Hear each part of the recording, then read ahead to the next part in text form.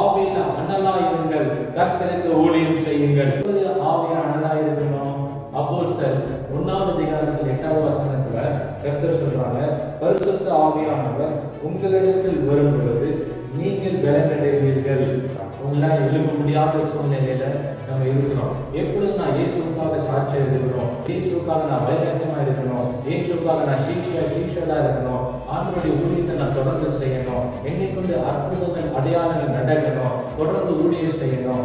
அப்படிப்பட்ட தாக்கத்தில் இருக்கும்போது ஏன் அந்த ஊழியத்துல நம்மளால தொடர்ந்து செய்ய முடியல? ஏன் அது தடைப்படுது? ஆவியில் அனல் இல்லாத சூழ்நிலை. அற்புதங்கள் அடையாளங்கள் நடக்கலன்னா ஆவியில் அனல் குறைஞ்சு போயிடுச்சு நம்புறோம். அப்ப எப்படி நான் ஒவ்வொரு நாளும் அனல் கொண்டு எடுக்கணும்? தினந்தோறும் அதிகாலையில பரிசுத்த ஆவியானவர் இடம் கொடுத்து ஜெபிக்கும் போது நம்ம அனல் கொண்டவர்களாய் கர்த்தர் மாற்றுவார். இருக்கிற ஸ்தலங்களை நீங்கள் சாட்சிகளாய் இருக்கும்படிதான் கர்த்தர் பிரியமா இருக்கிறாங்க. எளிய ஆகாபுக்கு முன்பதாக தைரியமாய் போய் சொல்றாங்க, இஸ்ரவேலின் தேவனாகிய கர்த்தரே நீயான தேவன். ஏன் நம்மளால சுவிசேஷத்தை தைரியமாய் பிரசங்கிக்க முடியல? ஆவியில் அனல் இல்லாத சூழ்நிலை. அந்த நாட்கள் அப்போஸ்தலர் நாட்கள பிலிப்பு, பேதுரு, பவுலை கொண்டு அற்புதங்கள் அடையாளங்கள் நடந்தது. எப்படி? ஆவியில் அனல், கர்த்தருக்காக வைராக்கியம். அப்படி ஊழியம் செய்தாங்க.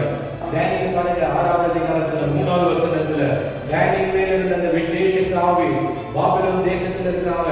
அது தானியேலுடைய பட்டணம் கிடையாது, அது விக்கிரகங்கள் நிறைந்த தேசம்.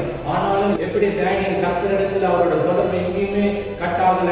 என்ன விசேஷம்? அவருக்குள்ள அந்த பரிசுத்த ஆவியான அக்கினி, அந்த அபிஷேகம் கொழுந்து விட்டு எரியுது. அவர் 3 நேரம் ஜெபத்துக்கு தடை பண்ணாங்க. ஆனா தடைக்கு அவர் இடம் கொடுக்கல. 3 நேரம் எப்பொழுதும் கூட ஜெபித்துக் கொண்டே இருக்கிறாங்க. எப்படி? பரிசுத்த ஆவியான அபிஷேகம், ஆவியில அனலா இருக்கிறாங்க.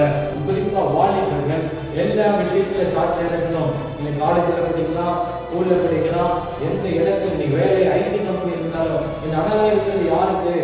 ஊழியக்காரங்களுக்கு, ஊழியக்காரருக்கு மாத்திரமா? கர்த்தர் சொல்றாங்க, மாம்சமான யாவரும் என் ஆவியை நான் ஊற்றுவேன் கடைசி நாட்கள்ல. கடைசி நாட்கள்ல நீங்க ஐடி கம்பெனில இருந்தா கூட, இண்டஸ்ட்ரியில வேலை செய்தா கூட, இல்ல நான் ப்ரொஃபஸரா இருக்கிறேன், யாரா இருந்தாலும் ஆவியில அனலா இருக்கணும் கர்த்தர் விரும்புறாங்க. அப்ப ஆவியில் அனலா இருக்கும்போது நிச்சயமாய் கர்த்தருக்கு சாட்சியாய் நம்ம எழுத முடியும். அல்லேலூயா.